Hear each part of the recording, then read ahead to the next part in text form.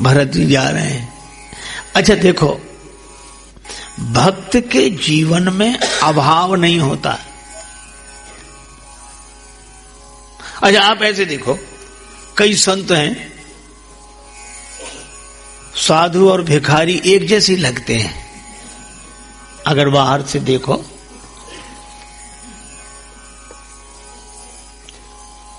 और मुझे तो लगता है कि गांव के लोग सरल सीधे लोग हैं, ये बेचारे भिखारियों को भी साधु समझते हैं। गांव के लोग भिखारियों को भी साधु समझते हैं। यहां की बात तो मैं नहीं कह रहा हूं, लेकिन अक्सर शहर के लोग साधुओं को भी भिखारी ही समझते हैं। क्योंकि बाहर से दोनों एक जैसे दिखते हैं, लेकिन एक अंतर है, बाहर से वस्तुओं का अभाव भिखारी के जीवन में भी है और बाहर से वस्तुओं का अभाव साधु के जीवन में भी है, लेकिन भिखारी के मन में उस अभाव का भाव है, पर साधु के मन में उस अभाव का भाव नहीं है।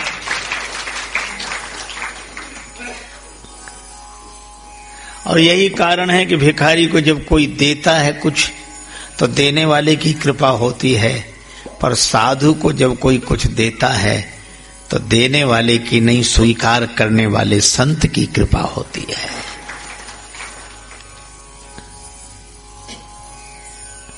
भरत जी कुछ मांगने नहीं जा रहे हैं, वे तो भाव से भरे हैं। उन्हें चित्रकूट की धरित्री में सब कुछ मिल गया। हर्षई निरखी राम पद अंका, उस पृथ्वी में राम जी के चरण चिन्ह धूल में दिखाई दिए तो भरत जी को लगा मानहु पारस पायउ रंका। सब कुछ मिल गया, जैसे गरीब को पारस मिल गया हो।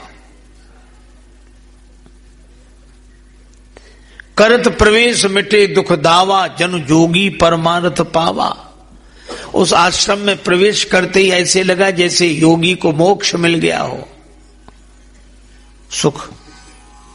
एक बार एक कुटिया में 2-4 महात्मा रुके थे।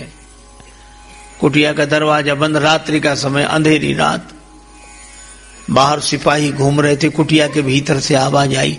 एक संत ने कहा, हमारा हीरा नहीं मिल रहा है, कहां रख दिया? दूसरे बोले, तुम्हें हीरा की पड़ी है, हम अपना पारस ढूंढ रहे हैं। तीसरा बोला कि चैन से सोना बनाओ। सिपाहियों ने सोचा कि भाई बड़ा सामान है, हीरा और पारस और सोना तो बनाते हैं ये। कुंडी खटखटाई, दरवाजा खोलो, दरवाजा खोलो। जो महात्मा बोले, खुला ही है, चले आओ। जो जहां वहीं रहना, हाँ वहीं है। टॉर्च जलाई, इधर उधर देखा, कुछ नहीं मिला, कुछ भी।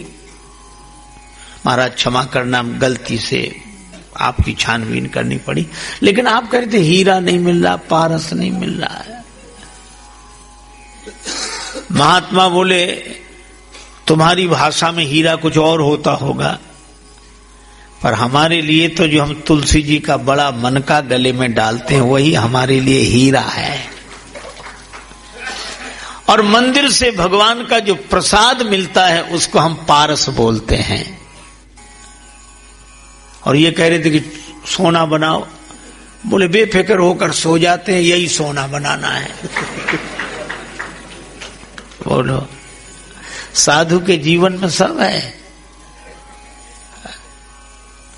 एक महात्मा थे, तो ऐसे ही पड़े मरघट में। किसी ने कहा कि बाबा मरघट में क्यों पड़े हो, गांव में चलो, बस्ती में चलो, सबसे मिलना जुलना हो जाएगा। महात्मा बोले कि मिलने जुलने के लिए मरघट अच्छा है।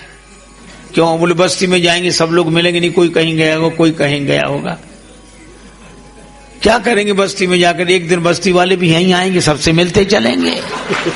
यहां आए बिना तो रह नहीं सकते। लेकिन बाबा आपके पास कुछ है नहीं। महात्मा बोले, हमारे पास सब है, तुम्हें दिखाई नहीं देता। कहा क्या है?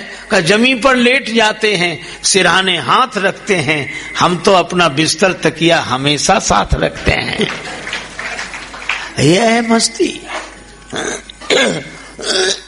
इसलिए एक महात्मा गा रहे थे, हर हाल में खुश रहना कोई हमसे सीख जाए।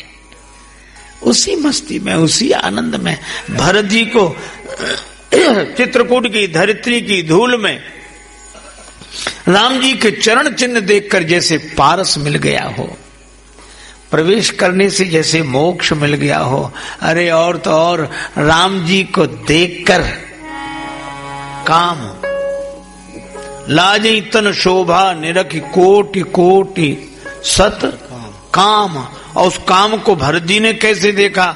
जनु मुनि वेश कीन रति कामा। अच्छा देखो, एक बात आपको बताएं, चूहे के दांत बड़े तेज होते हैं, हा? और दर्जी के पास हाथ में रहने वाली कैंची भी बड़ी तेज होती है। पर दर्जी की कैंची का हम सम्मान करते क्यों? क्योंकि वह काट कर कपड़े को कुर्ता बना देता है। काट कर कपड़े को कुर्ता बना देता है और चूहा बने बनाए कुर्ते को काट देता है। हा? बने बनाए कुर्ते को काट देता है। तो कटाई तो ठीक है, लेकिन उस कटाई का उपयोग क्या किया? उपयोग सबसे ज्यादा जरूरी है। और मैं यही आपसे कह रहा हूं कि तर्क तो आप दें, लेकिन जिस तर्क से जीवन का निर्माण हो सके ऐसे तर्क दें। ऐसे कुतर्क देने से कोई फायदा नहीं जो जिंदगी को बर्बाद कर दें। जिंदगी को बर्बाद कर देने वाले कुतर्क चूहे के दांतों की तरह हैं, और जिंदगी को व्यवस्थित बना देने वाले तर्क दर्जी की कैंची की तरह हैं। इसलिए अच्छा आप देखो, तीन विकार हैं बड़े प्रबल, काम, क्रोध और लोभ। और मुझे लगता है कि काम प्रकृति है और क्रोध लोभ विकृति है। कामना में विघ्न पड़ा, क्रोध आ गया, कामना पूरी हो गई, लाभ के कारण लोभ हो गया। इस काम क्रोध लोभ ने परेशान कर लिया, जाने कितनों को बर्बाद कर दिया है? पर आप आश्चर्य करोगे, काम क्रोध लोभ के कारण ही तो श्री सीताराम लक्ष्मण वन में आए हैं? देखो, मंथरा के मन में लोभ आया, कैकेयी माता के मन में क्रोध आया, और दशरथ जी के मन में काम आया। ये तीन आ गए तो तीन वन में चले गए। काम आने पर राम जी वन को चले गए, क्रोध आने पर शांति स्वरूपणी सीता जी वन को चली गईं, और लोभ आने पर त्याग के स्वरूप लक्ष्मण जी वन को चले गए। ये तीन आए, इसीलिए तीन आए और तीन गए। हा? लेकिन आप आश्चर्य करोगे, जिस काम क्रोध लोभ ने सीताराम लक्ष्मण को अयोध्या से दूर कर दिया, पर धन्य है भरत। भरत ऐसे महात्मा हैं कि भरत के क्रोध ने, भरत के काम ने, भरत के लोभ ने पूरी अयोध्या को श्री सीताराम से मिला दिया। क्रोध वही है, क्रोध किया कैकेयी जी पर, लोभ किया पद का, और काम को देखा राम में।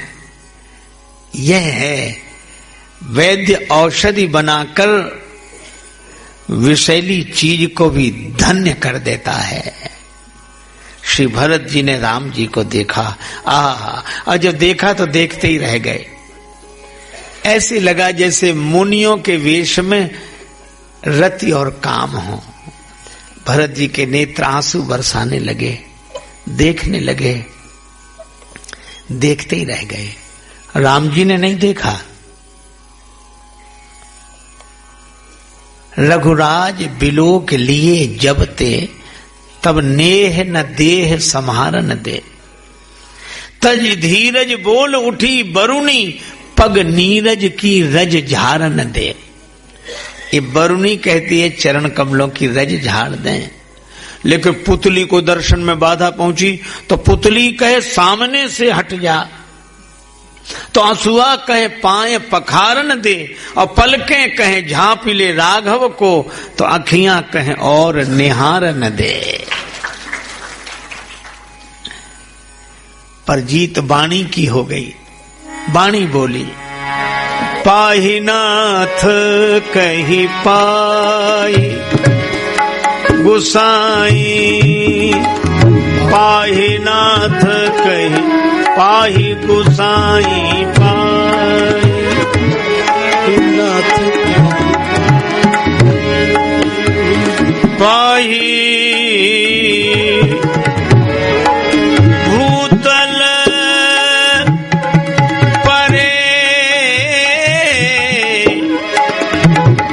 लकुटी की नाई, नाथ कहे पाहि पाहि भरत जी पाहि माम पाहि माम पाहि माम कहकर राम जी के चरणों में गिर गए। पर यहां भी एक विचित्र बात देखो, राम जी ने सुना ही नहीं, जबकि कहा यह गया कि चींटी के पग नूपुर बाजे वह भी साहब सुनता है। कबीरदास जी ने लिखा, चींटी के पग नूपुर बाजे वह भी साहब सुनता है। पर यहां भरत जी पाहि माम कर रहे हैं, राम जी ने नहीं सुना। नहीं, क्यों? जब से भरत जी का नाम सुना है भगवान को भाव समाधि लग गई। उन्हें तो भीतर भरत से मिलन हो रहा है, अब बाहर की आवाज सुने कौन। पर बड़ा अच्छा हुआ, भरत जी की यह आवाज सुन ली श्री लक्ष्मण जी ने। लक्ष्मण जी ने जो देखा, भरत भैया प्रणाम कर रहे हैं, आप आश्चर्य करोगे। श्री लक्ष्मण जी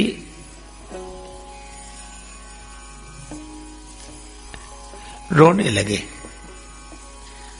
अच्छा, आप एक बात देखना जरा ध्यान से, मानस में पढ़ना, लक्ष्मण जी को कोई हिला डुला नहीं सकता राम जी की तरफ से, वो है ही राम जी की तरफ। यहां तक कि अगर राम जी के जन्म देने वाली जननी के पास जाते हैं तो भी उनका मन राम जी के पास रहता है। जाए जननी पग नायउ माथा, लेकिन मन रघुनंदन जाने की साथा। मन से सीताराम जी के साथ हैं। ऐसे हैं लक्ष्मण, वे राम जी से कभी अलग नहीं हो सकते। पर मैं क्या कहूं, धन्य है श्री भरत और भरत का भाव कि लक्ष्मण जी जैसे निष्ठावान को भी राम जी की तरफ नहीं रहने दिया, भरत जी ने अपनी तरफ जोड़ लिया। क्यों, कैसे पता लगा? आप चौपाई पढ़ के देखो। लक्ष्मण जी ने भरत जी को प्रणाम करते देखा तो बंधु स्नेह सरस किधर, यही ओरा इधर। और राम जी के लिए उत साहिब सेवा बस जोरा। भरत जी यहां हो गए और राम जी भी लक्ष्मण जी के लिए वहां हो गए। ये है भरत। लक्ष्मण जी गए, आज लक्ष्मण जी बोल नहीं पा रहे हैं। जिन्होंने बड़ों बड़ों की बोलती बंद कर दी, आज उनकी भी बोलती बंद है। राम जी के चरणों में सिर रखा। जब लक्ष्मण जी राम जी की तरफ चले तो भरत जी की ओर से पीठ हो गई। किसी ने लक्ष्मण जी से कहा कि आपने भी भरत जी को पीठ दिखा दी। लक्ष्मण जी ने रोकर कहा, क्योंकि मैं भरत जी को मोह दिखाने लायक नहीं हूं, इसी मोह से मैंने उन्हें कुटिल और कुबंधु कहा है। ये राम जी के चरणों में प्रणाम किया। लक्ष्मण जी के आंसुओं से भगवान के चरण भीगे। भगवान की भाव समाधि भंग हुई। आंख खोली, देखा लक्ष्मण, ये प्रणाम कैसा? लक्ष्मण जी ने सिर ऊपर किया, आंसू बरस। क्या बात है, ये प्रणाम कैसा? लक्ष्मण जी यही बोल सके, प्रभु मैं प्रणाम नहीं कर रहा हूं, बल्कि प्रणाम करके ये सूचना दे रहा हूं कि कोई प्रणाम कर रहा है। कौन प्रणाम कर रहा है? कात सप्रेम नाई मही माथा, भरत प्रणाम करत रघुनाथा। श्री भरत प्रणाम कर रहे हैं। भगवान राम से रहा नहीं गया, उठे राम। धर्म धुरंधर धीर धरने वाले श्री राघवेंद्र अधीर हो गए। उठे राम सुन प्रेम अधीरा, और इतने अधीर हुए, कहूं पट कहूं निखंग धनु तीरा। कहीं धनुष गिरा, कहीं बाण गिरा, कहीं तरकस गिरा, कहीं पीतांबर गिरा, और इतनी जल्दी गए भगवान कि तुलसीदास जी कहते हैं हमने जाते तो देखा ही नहीं पाया। हमने तो राम जी को उठते देखा, और जब दोबारा पलक झपको उठ देखा तो भरत जी को उठा रहे हैं। बरबस लिए उठाई उर, कितनी जल्दी गए ये तो हम देख ही नहीं पाए। धनुष बाण गिरा दिया।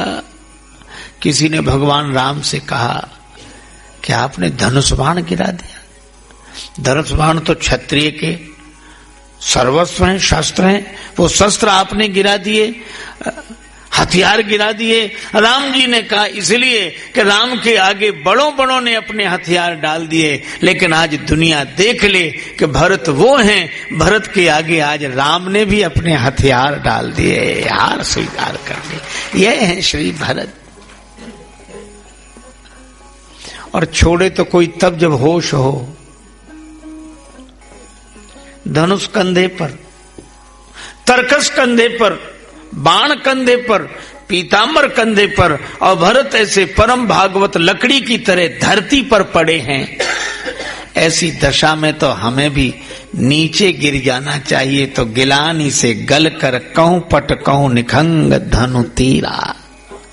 और मैं क्या कहूं, रघुवीर का तीर भावसागर से पार तो ले जा सकता है, पर भरत रूपी भाव सागर से पार नहीं ले जा सकता। यह तीर भी तीर पर ही रह गया।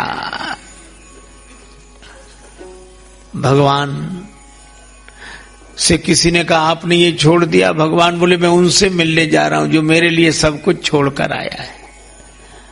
श्री भरत जी को उठा रहे हैं। यहां एक शब्द है बरबस, जबरदस्ती।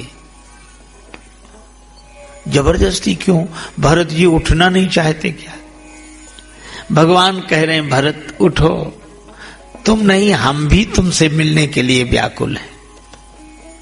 सचमुच भरत उठो तो हम मिल जाएं। भरत जी ने रोकर कहा कि प्रभु मैं गिर सकता हूं, उठ नहीं सकता। कैसे? कि मैं लकड़ी की तरह गिरा हूं, और दीनबंधु लकड़ी अपने आप गिर तो सकती है पर अपने आप उठ नहीं सकती। भगवान ने कहा ये सब बातें न करो, लोग लकड़ी का बल बताते हैं। भरत जी ने कहा वो बल लकड़ी का नहीं, उन हाथों का होता है जिन हाथों में लकड़ी होती है। भगवान ने कहा जब तुम गिर सकते हो तो उठ क्यों नहीं सकते? भरत जी ने कहा कि लकड़ी अपने आप गिर सकती है, उठ नहीं सकती। लेकिन एक बात है, भगवान ने कहा इतनी दूर से आए, गिरे नहीं, यहीं क्यों गिरे? भरत जी ने कहा कि मैंने सोचा कि जब गिरना ही है तो ऐसी जगह क्यों ना गिरूं जहां गिरे गुजरे भी भगवान ने उठाकर हृदय से लगा लिए। इसीलिए मैं चित्रकूट में आकर गिरा हूं कि आप उठाकर हृदय से लगा लें और लोग देख लें कि गिरना गिराना जीव का स्वभाव है, और गिरे हुए को उठाकर हृदय से लगा लेना भगवान का स्वभाव है। यही देखना। भगवान ने कहा तो मैं ही लगाता हूं शक्ति। बरवस लिए उठाई उर, भगवान हृदय से लगाते हैं। लाए कृपा निधान। देखो नदी समुद्र में मिल जाए तो समुद्र फिर बचता है, पर आज श्री राम भरत का ऐसा मिलन हुआ कि दोनों नहीं बचे, न भरत न राम जी, दोनों नहीं। फिर बचा क्या? का परम प्रेम पूरन दो भाई, मन बुद्धि चित अहमिति बिसराई। न जीव न ईश्वर, न भक्त न भगवान।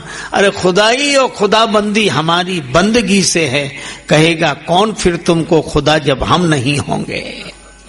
भरत जी का पता ही नहीं है। भरत जी का अहम तो है, अहंकार नहीं है। राम जी का अहम तो है, अहंकार नहीं है, और दोनों अहम मिलकर एक हो गए। तभी गोस्वामी श्री बिंदु जी महाराज लिखते हैं, प्रेम उधर से चला इधर से प्राण सिधारे, दोनों ही मिल गए देह मंदिर के द्वारे।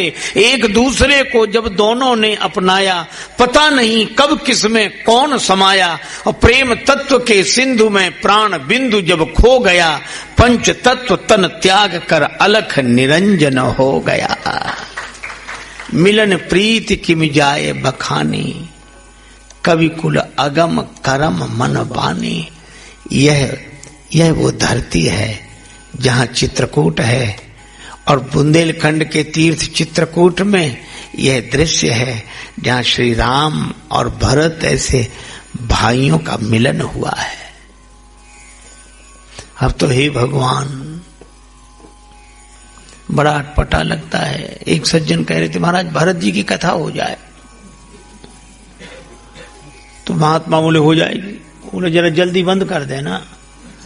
कहा क्यों? बोले सवेरे जाना है। कहाँ? बोले कोर्ट में मुकदमा चल रहा है। किससे? बोले भाई से।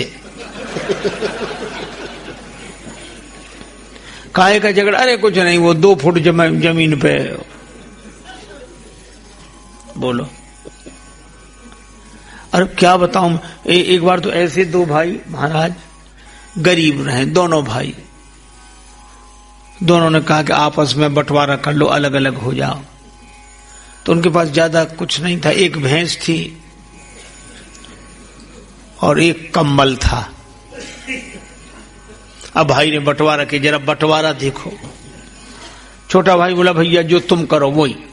बड़ा भाई बोला देखो ऐसा है, कंबल एक है, हम तुम 2 हैं, तो तुम्हें भी मिलना चाहिए, ऐसा नहीं कि हमको ही मिले। अच्छा तो बताओ। तो वो बोला कि एक काम करो, कंबल दिन भर तुम रखा करो और रात को हमें दे दिया बस। छोटे भाई ने मान लिया कि इतना दे तो रहा है। और बोले रही भैंस की बात, तो तुम्हारी भी हमारी भी। अच्छा एक काम करो, भैंस का आगे का हिस्सा तुम्हारा, पीछे का हिस्सा हमारा। क्या बंटवारा हुआ। वो बेचारा दिन भर तो सर्दी में कोई जरूरत पड़े नहीं कंबल की, और शाम को सर्दी लगने लगे तो बड़ा भैया दे दो, हमारा समय हो गया, कंबल ले जाए।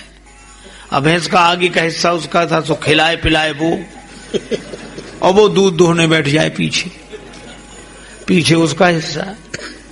परेशान हो गया वो। एक महात्मा मिले, रोकर बोला महाराज बड़ी बुरी हालत कर रखी है, बंटवारा ऐसे ऐसे हुआ। महात्मा बोले चिंता नहीं करो, उसके कान में एक मंत्र बुदबुदा दिया, इसका प्रयोग करना। बोला ठीक है। गया उसके पास आया, कंबल दिन भर उसी के पास रहना था, सो रखे रहा 3-4 बजे उसने कंबल को पानी में डुबा दिया।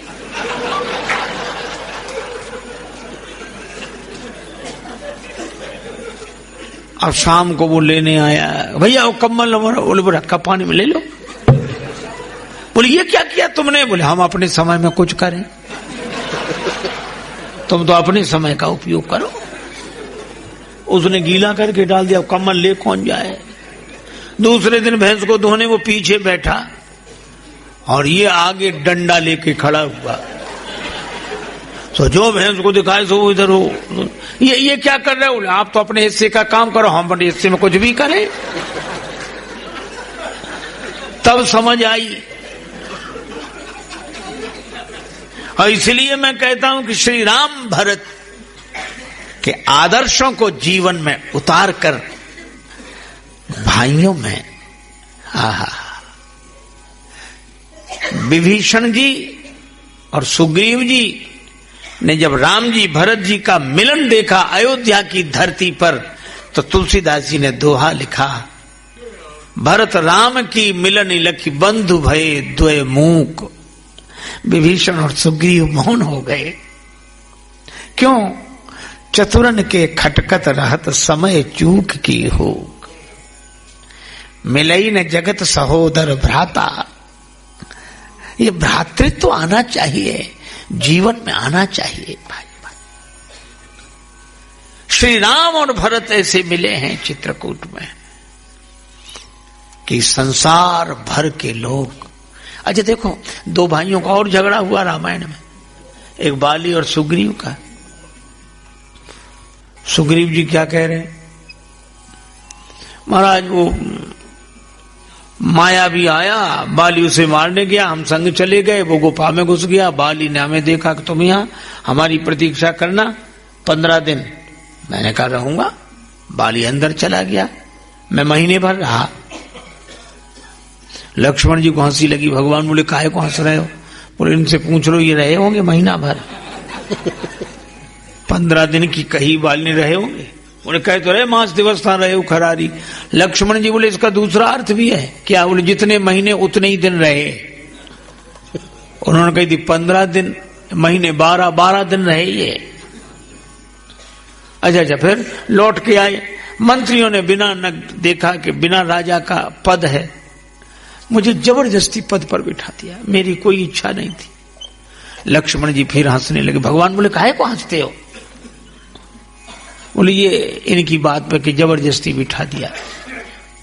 हाँ, तो कोई मजबूरी रही होगी, जबरदस्ती बिठा दिया होगा। राम जी ने कहा अरे प्रभु, ये जितने पद लोलुप हैं ऐसे ही बोलते हैं।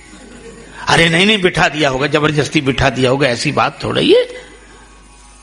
लक्ष्मण जी ने कहा कि प्रभु अगर कोई जबरदस्ती किसी को पद पर बिठा देता तो भरत भैया को अयोध्या के राजपद पर न बिठा दिया, गुरु जी कहते रहे, पूरी अयोध्या कहती रही। तब भगवान ने भी कहा भयउ न भुवन भरत सम भाई। भरत ऐसा तो भाई हो